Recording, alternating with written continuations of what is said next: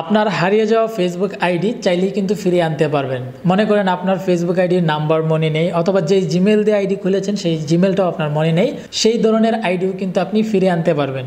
কীভাবে আনতে পারবেন চলুন দেখিয়ে দিচ্ছি। অবশ্যই কিন্তু যারা আমাদের পেজে নতুন রয়েছেন তারা পেজটিকে ফলো দিয়ে রাখবেন। প্রথমে আপনি গুগল ক্রোম ব্রাউজারটি ওপেন করবেন, তারপর সেখানে গিয়ে টাইপ করবেন web.facebook.com। আপনাকে অবশ্যই কিন্তু ডেস্কটপ সাইট অন করে নিতে হবে 3 ডটে ট্যাপ করে। এরপর আপনি এখানে যে ফরগেট পাসওয়ার্ডের অপশন দেখতে পাচ্ছেন সেখানে ট্যাপ করবেন, কারণ পাসওয়ার্ড কোন নাম্বার কোন জিমেল দিয়ে খুলেছেন সেগুলো যেহেতু মনে নেই।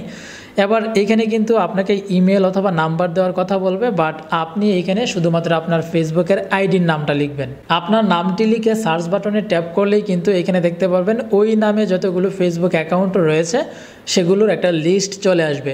এখানে আপনার প্রোফাইল পিকচার দেখেই কিন্তু আপনার আইডিটি আপনি চিনতে পারবেন। যদি এখানে না আসে তাহলে কিভাবে বের করতে হয় সেটা পরে দেখিয়ে দিচ্ছি। তো ফর এক্সাম্পল ধরেন এইটা আমার নিজের আইডি, সো এইটা এখন আমি কিভাবে নিয়ে আসব সেটার জন্য দিস ইজ মাই অ্যাকাউন্ট এখানে ট্যাপ করব।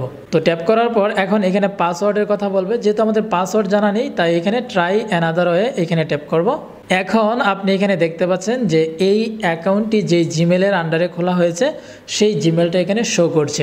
এখন যদি এটা নাম্বার দিয়ে খোলা হতো তাহলে কিন্তু এখানে জিমেল এবং এখানে নাম্বার থাকতো, এবং একাধিক নাম্বার যদি মানে 2 ফ্যাক্টরে দেওয়া থাকতো তাহলে কিন্তু সেগুলো এখানে চলে আসতো।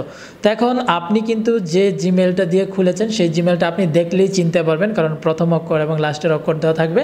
যদি আইডি আপনার নিজের হয় তাহলে কিন্তু আপনার ইমেলটা আপনি চিনতে পারবেন, আপনার নাম্বারটা আপনি চিনতে পারবেন, এবং কোড দিয়ে আপনি কন্টিনিউ করলেই কিন্তু আপনার অ্যাকাউন্টটি ফিরিয়ে নিয়ে আসতে পারবেন, পরে নতুন করে একটি পাসওয়ার্ড দিতে পারবেন। এখন সার্চ করার সময় যদি এখানে আপনার আইডি না আসে তাহলে আপনি just I am not in this list এখানে ট্যাপ করবেন। তো ট্যাপ করার পর এখন কিন্তু এখানে আপনার একটা ফ্রেন্ডের নাম এখানে লিখে দিবেন।